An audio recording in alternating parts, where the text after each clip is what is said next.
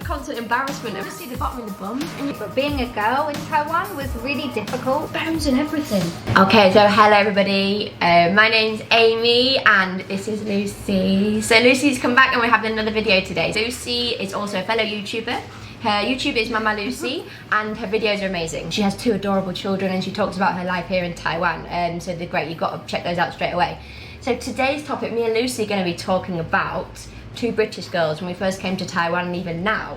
How we like dealt with the culture shock so different back home, right? I'm sure you'll agree. You know, there was a lot of things that we found amazing, like wow, in India we don't have this, but and there may be some things as well we found were a little bit more difficult, you know, and so different to what we are back home that shocked us a little bit. So we're going to talk about this topic today. So the first thing I'm going to ask Lucy is, so when you first came to Taiwan, was there anything that like kind of shocked you? Like you were like, wow, that's so different. I think there's just so many things. Like to form relationships. I think Taiwanese people, when they find out you're single, they're straight away trying to set you up with any nice boy. I went on so many peculiar dates. Like they were like desperately trying to be like the typical romantic. Oh my God. British guy, but to an extreme. Did you find that as well because they thought you were British? Maybe they like wanted to be a bit more gentlemanly. I don't know, you know, because obviously that perception of the gentleman in the UK. Did you find they were like overly? Yeah, I think they'd like gone on Google before. It made for some great stories at the time. I bet, actually, but you could write a book literally about all these weird dates. I don't know, when I first came here, I found the people in Taiwan were like crazy friendly. Like they would like do anything for you. Like, and I, for a start, I was a bit like, what's that about? You know what I mean? Because in the UK, the people are beautiful. They're lovely in the UK. But I think if someone was like, oh, well, I'll buy that for you, or it's my treat today. They did it like all the time when I first came here. And I kind of was like, what's the catch? You know what I mean? Because, you know, it's like so overly, I mean, Taiwanese people are just lovely. They'll just give you their last penny if they could, you know.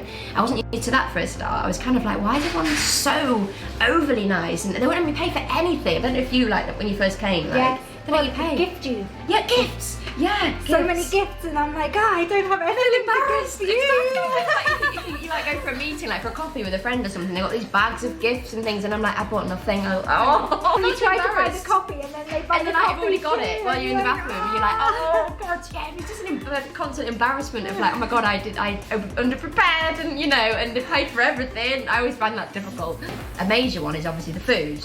Because the food in the UK and Taiwan is very different, and also the Asian food as well. I mean, I'm used to a Chinese on a Saturday night, chicken chow mein, lemon chicken, you know, this kind of stuff. Really strong, sweet, salty flavours. So obviously that was quite different when I came to Taiwan because I thought the flavours here were a lot more tamed down, not as salty, not as sweet as what I'd thought Asian food was. So I don't know if you had the same experience. So what was your first impression of Taiwanese food when you came here? To be honest, I think I didn't understand it when I first came here.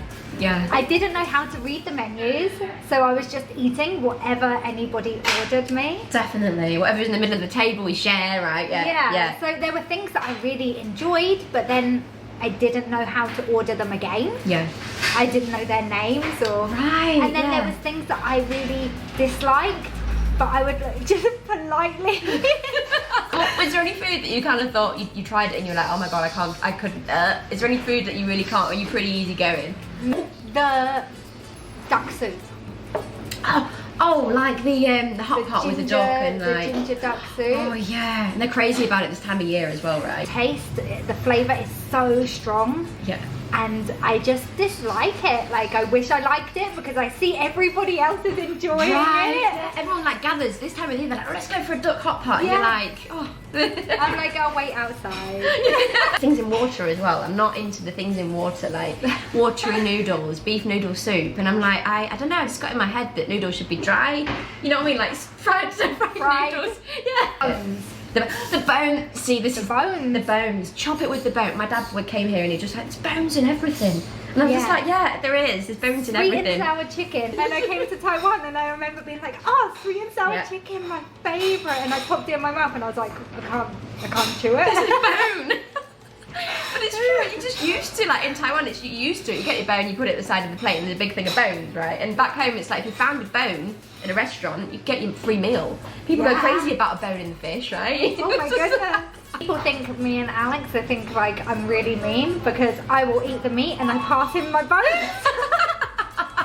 And like, he is not a stray dog. He's like, she just gave me the best bits.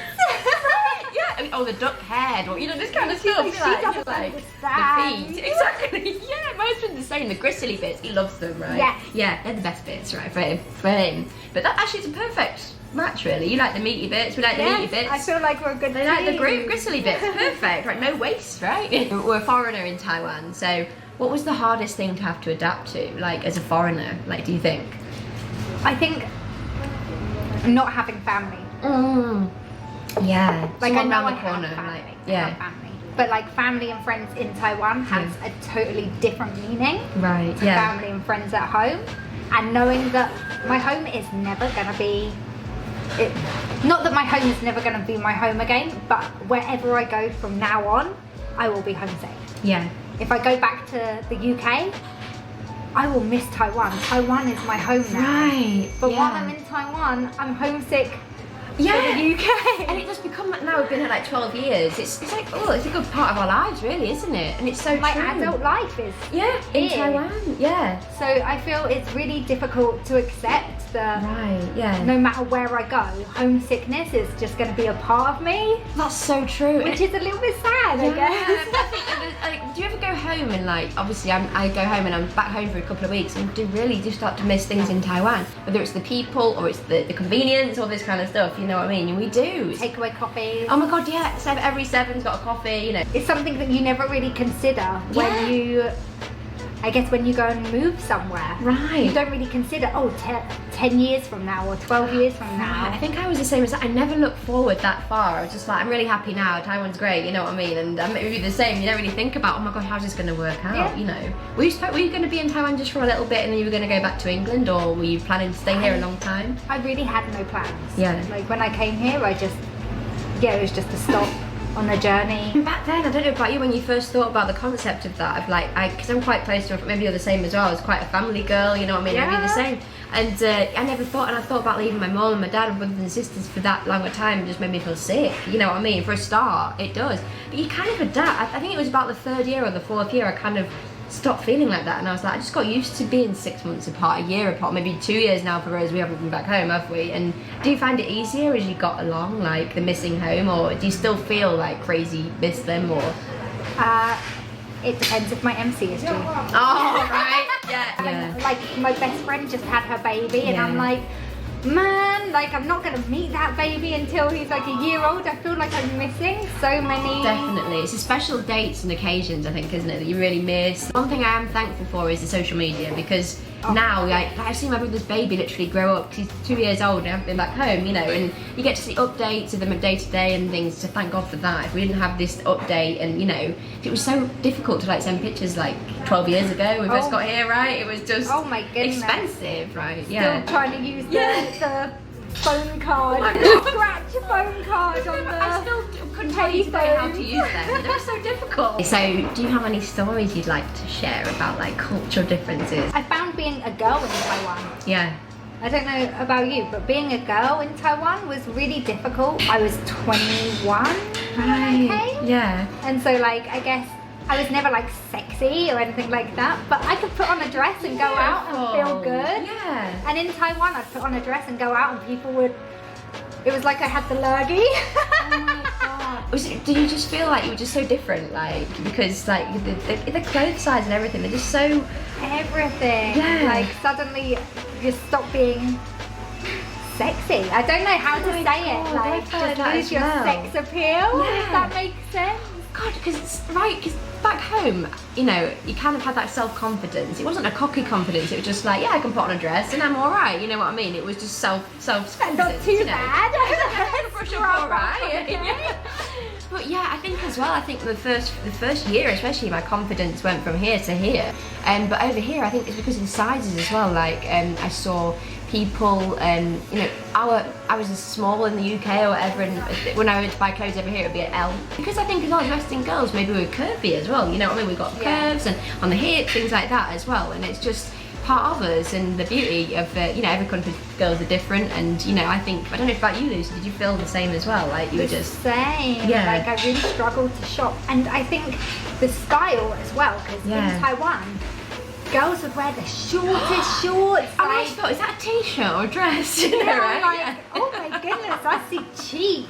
Yeah. And nobody would bat an eyelid, like they were going to work like that. Right. That's perfectly acceptable. You can see the bum. Yeah, I remember that a lot. You can just see the bottom of the bum, and I was like, oh my god, if that was back home, I'd be fired. Like, But if I wore a like a spaghetti strap, Oh, yeah. or I guess most of my clothes were very like I'd been traveling and stuff, right? Yeah. So a lot of it was like the boob tube dresses and stuff, and people would be like, "Oh, sexy! Oh!" Like, and I'm like, I'm only showing my shoulders. Exactly right. My cheeks are well and truly covered. Over here, it's more revealing of the bottom half, and back home we're more, we'll all be wearing like the crop tops and this kind of stuff with more of like show a bit of the top half. It kind of feels like that, doesn't it, right? Yeah. And back home we're not really, short skirts we would only probably wear on a Saturday night sometimes. So, thank you very much for everyone watching our video today. So yeah, if you have any views at all about cultural differences, whether it's you're an expat in Taiwan or you're living in a different country, what did you find that was different to what you're used to? Or what did you like or did not like? So please share your stories below, and then more people can read them and we can just share our experiences. If you haven't already, you can subscribe to my YouTube, which is Amy Ingram and My Asian Adventure, and please like and subscribe, and please share this video. And you can also check out my restaurants. I have one in Xinyi, one in Danshui, and you can check out www.british8.com if you want to try some really traditional British food. So thank you so much, Lucy. I really appreciate you coming. She's come all the way from Taoyuan today, so I appreciate it. Nice to speak to you, darling. Thank you for having me. You're so welcome. Always welcome. So see you again next time, guys. Bye-bye. Bye.